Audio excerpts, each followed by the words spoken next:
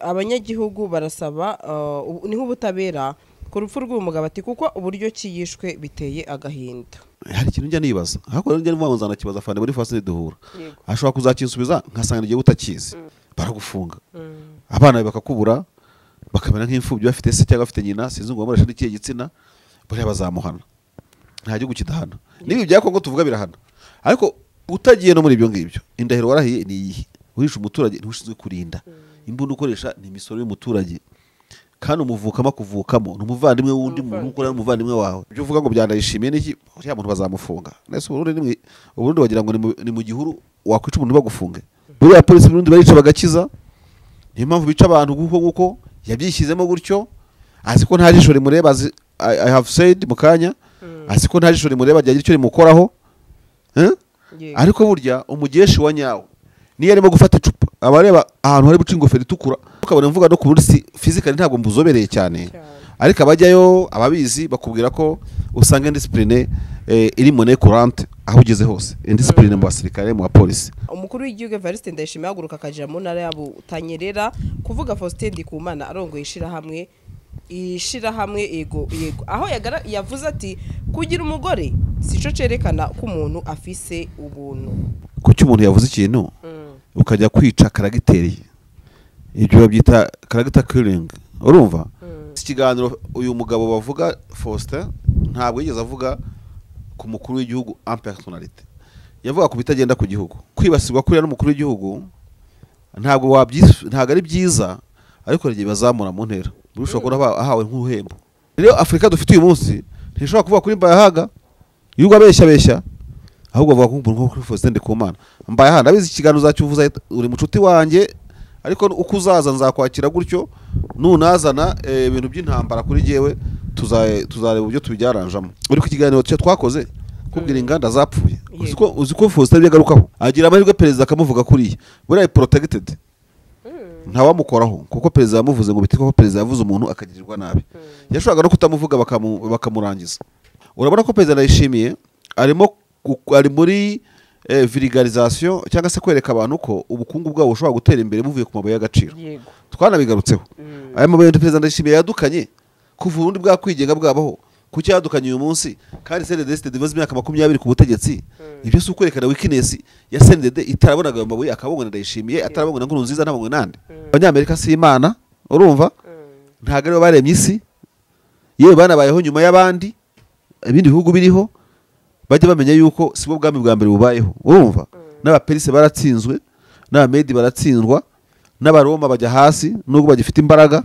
batazibeshyira kuri Venezuela iyo show y'intambara tuzayikavaringa kandi zabandi ku ruhande rwa Venezuela. Izi modoka zuzuye imihanda haba miyawe ikibazo niye hize uzayigurira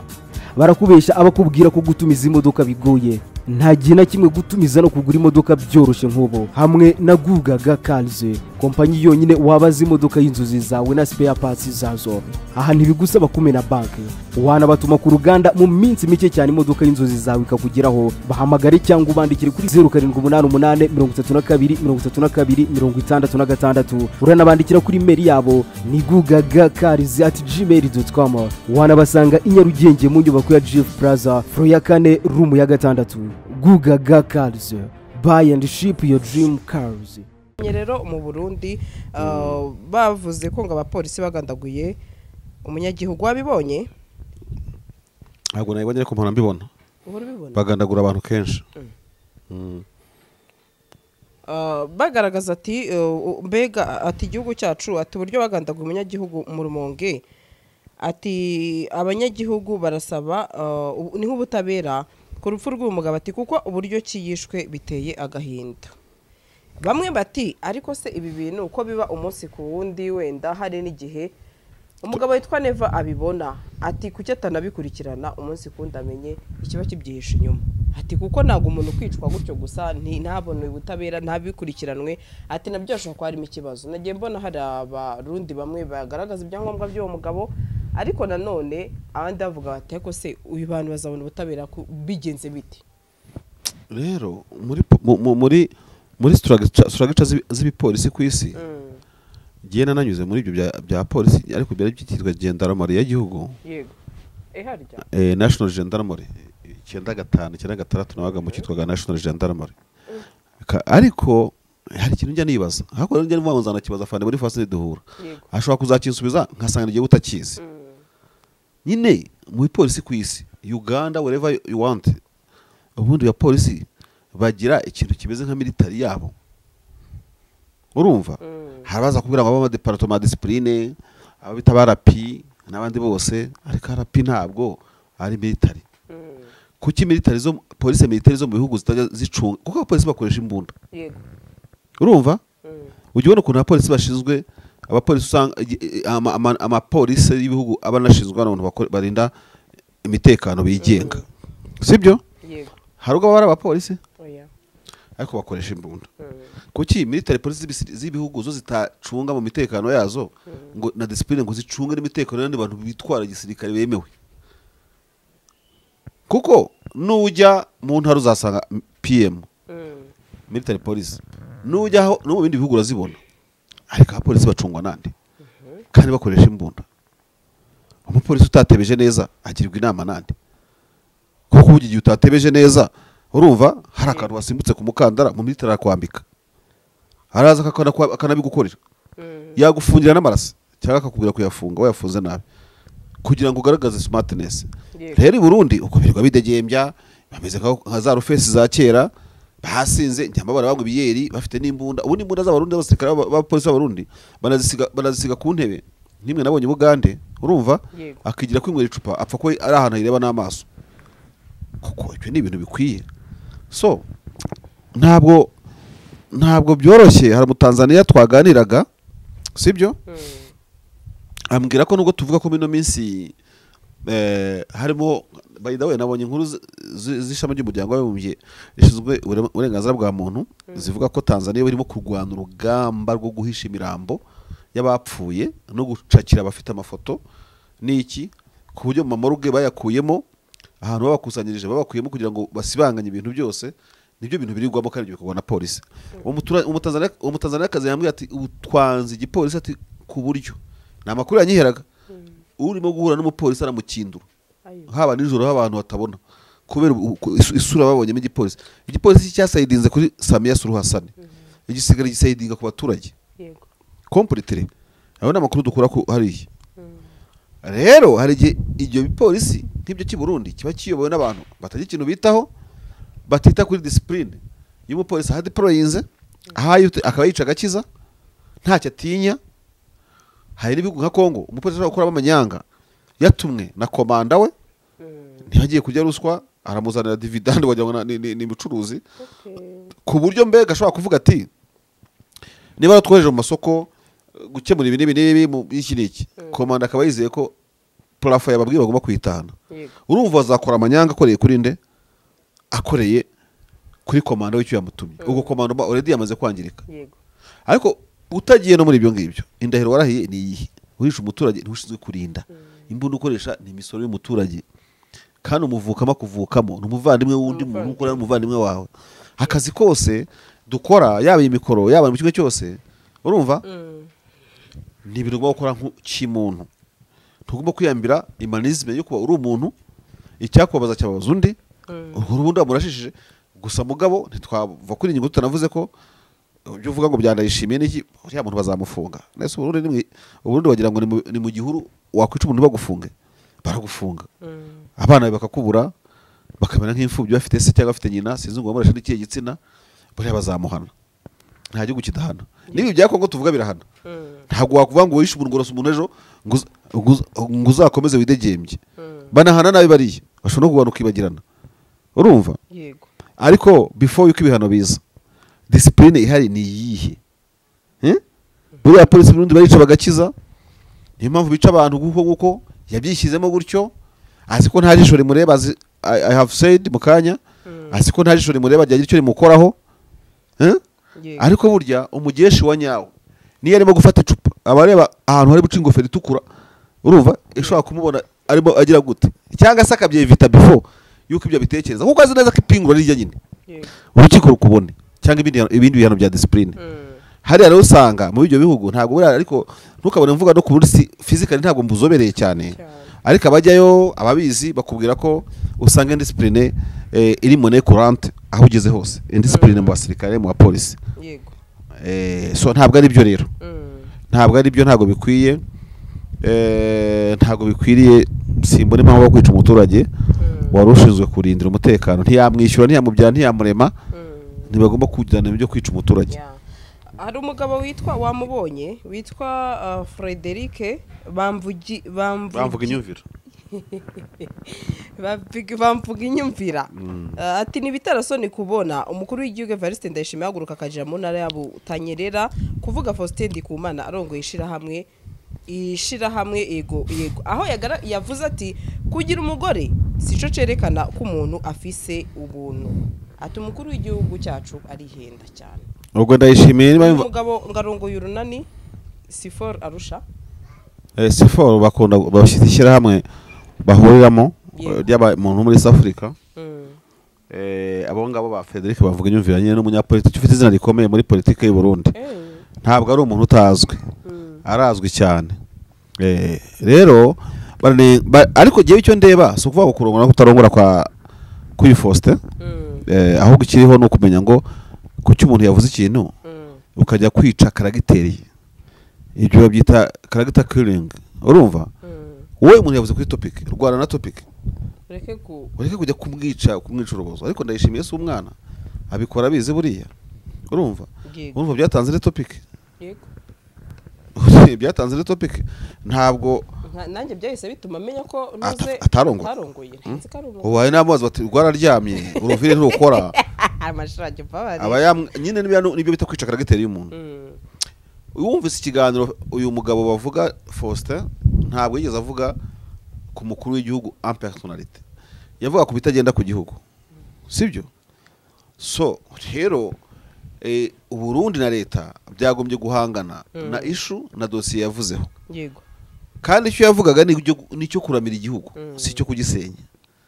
Ese twaje kwisanga ari muri Afrika umuntu uvuze bitagenda ku gihugu ahita yambika ubusa ku gasozi, ariko nta kibazo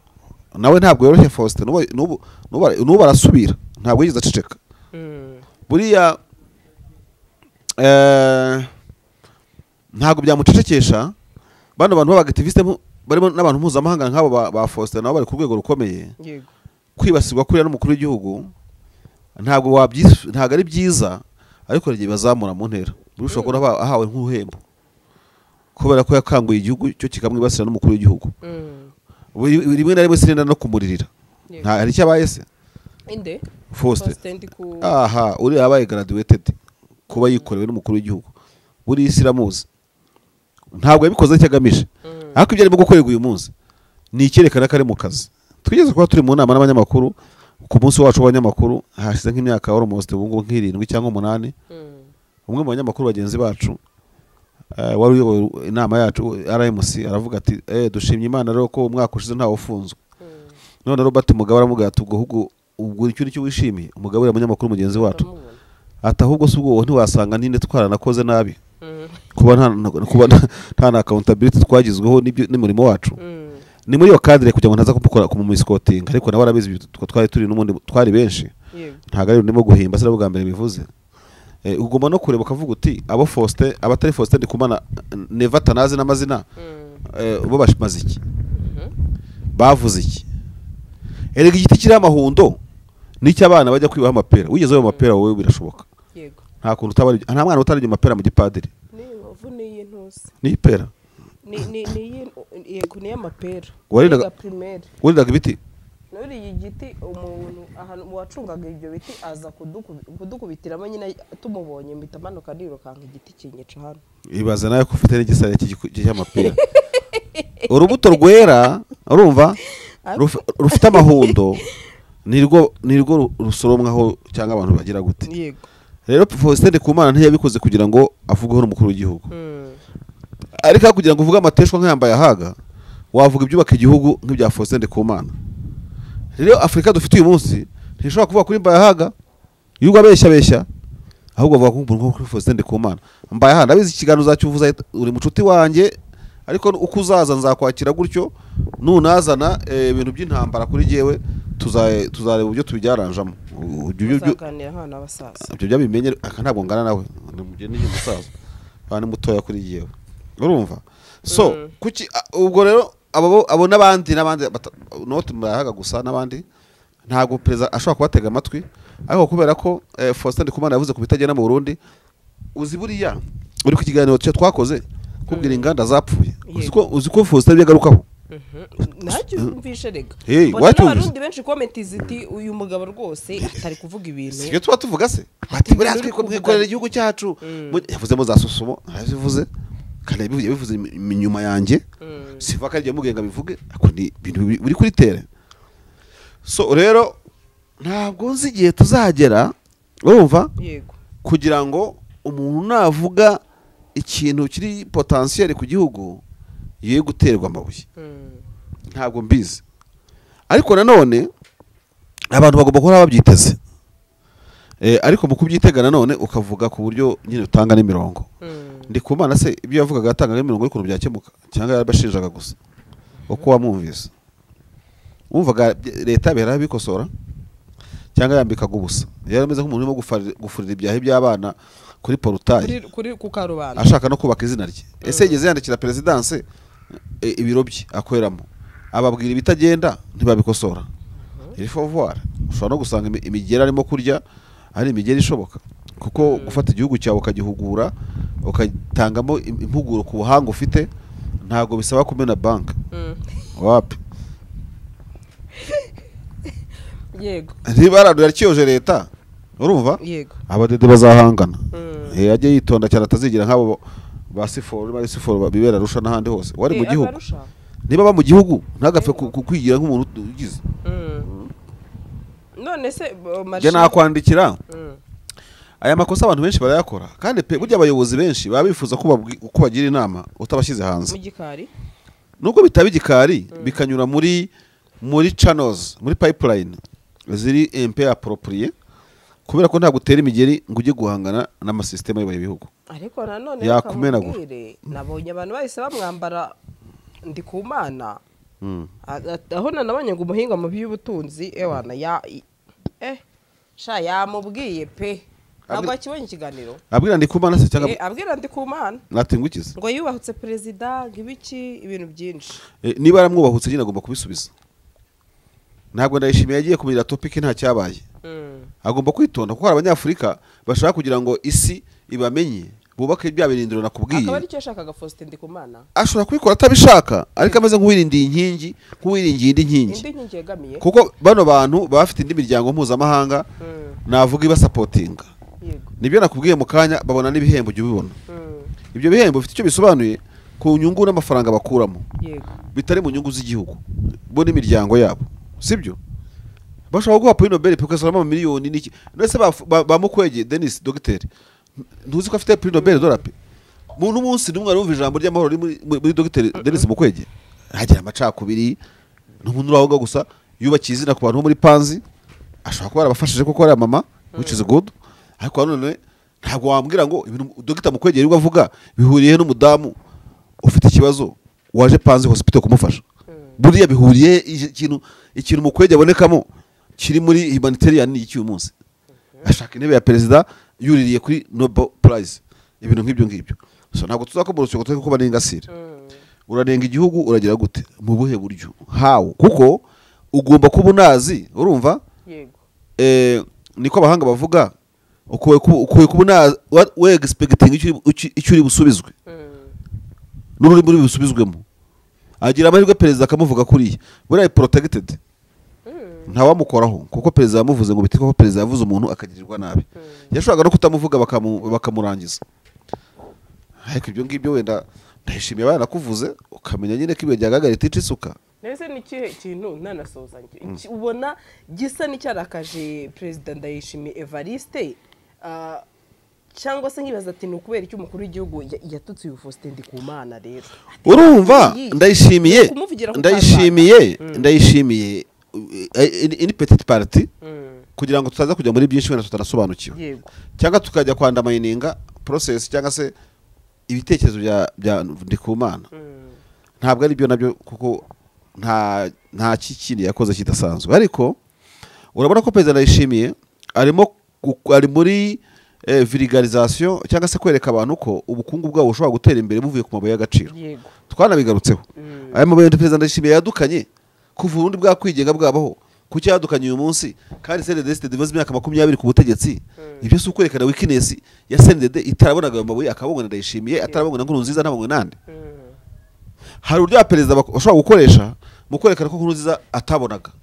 kuko amusimbuye kwereka ko abadede ba mbere batari bazima kandi yari SG wabo sibyo. So bikaba muri kataze zo kwandamana ubutegetsi yasimbuye kugira ngo yerekane ko ari we ufite ukuri abandi nta kuri bagiraga ko Burundi bukenye kubera butabonye ibyo patati patata. Uriya mugabo rero asa nk'uwerekana ko ibyo bintu atari byo kandi ko binabaye ibyo accountability yajya kuri CNDD ifite imyaka 20 itazi ko ibyo byose bishoboka ikerekana ko bishoboka uyu munsi nabyo ari ukubeshya kugira ngo Burundi ngejo uzabutunze miliyoni n'iki nicyo kintu cyabera akeneye muha umuhanda muha amazi azayishakira. Hari ubwo leta yenda guhemba umuturage kuri konti amafaranga.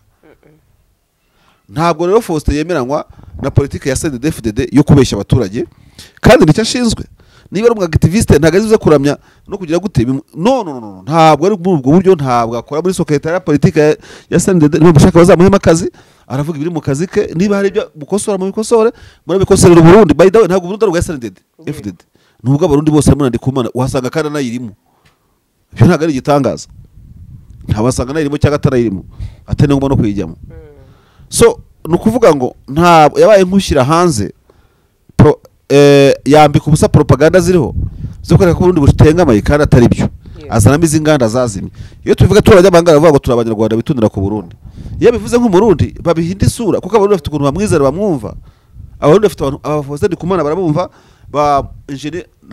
ntabwo ari engineer we nako bamboni abitwa bamboni mpabana abantu bazwi cyane bahushijwe muri 2015 ntibapfa Imana bakingira ukuboko ariko barabakomerekeje. Buri gihugu kwisi yose kigira abantu bavuga ari kumvikana. Ubwo n'abandi Kumana avuze ikintu ati kumbe Ndayishimiye arimo kutwereka ibirombe y'Igasura ariko no kutufera none se umukuru w'igihugu urumva mwakumvikana ntabwo mwabijya imbisi arahinga urandura sha Ndikumana uzabona cako wari perezida sha ni perezida mugabo ntabwo hagara gafuka imvugo rimwe bazamukoramo akazi ntako yamukoramo neva ni kuri ya nyine yaramuvuze kereka hagize nk'abantu babiri para babiri pairinga ariko iyo muvuze kuriya nta kindi kibe kiba kirenzeho. Oya ntabwo ntahangana ari bari hari ntawe uhangana na perezida ahubwo Ndikumana yagira ibyo akosora ahereye kubyo Neva yavuze like Neva nawe yakosora na leta ye ibyo Ndikumana yavuze Saidi nyine ishoboka cyane nicyo cyaba cyiza. Yandumva ari ibyo Mashari hari ikindi wakongeraho se bwana Mashari. Turenda kubona show yindi y'intambara hagati ya Amerika na Venezuela n'Abanyamerika yatwaye ubwato bwabo bw'intambara karundura ngo nibwo bwa mbere ifite ku isi bukomeye ishaka kujya kwiba petroli ya Venezuela yitwaje ngo perezida uriho ngo ntafututse ngo ntagize gute ibintu nk'ibyo ngibyo. Abanyamerika icyaka cyabishe bajya guhimba abantu nka Saddam ngo bafite nuclear ntazo bagira mbega bagushakira ibintu bakurundaho bakabishyira bakabimediatiza isika kwambara bari munsi bakabe bavuga Venezuela Nicolas Maduro rwose bamuriho sizikirwa barimo gupfa. Ariko mu by'ukuri hari ibihugu byinshi byagiye bitsinda Amerika. Cuba yitsinze urumva Vietnam yitsinda aba Venezuela nibashyira hamwe bazatsinda Trump n'ingabo ze kandi Venezuela izahinguka nk'intwari. Urumva Russia yibwira ko yakwigarurira Ukraine mu cyumweru kimwe. Ubuse niko bimeze. Reka Abanyamerika bihe kurwana na Venezuela basebe cyane ko ibihugu nk'Ubwongereza bakoze desolidation na Amerika. Ibindi birwa byo muri Caraïbe byavuze ko nta makuru y'ubutasi bizaha Amerika. Hari n'abazavuga ati tuzanira matanga kugira ngo mutateze ibibazo. Abafaransa bavuze ko bafite ibihugu ibirwa byinshi bibabaruyeho biraho Amerika irimo guparika amato bavuga ko batemeranya na Amerika. Trump rashobora kuba yatangiye neza akabona abuze Prix Nobel de la Paix arimo kurwanira akaba agiye gushoza intambara idafite akamaro. Bayida abantu badukurikiye amenye ko Amerika itagiye itsinda intambara zose yagiye yangaje. Yagiye itsindwa.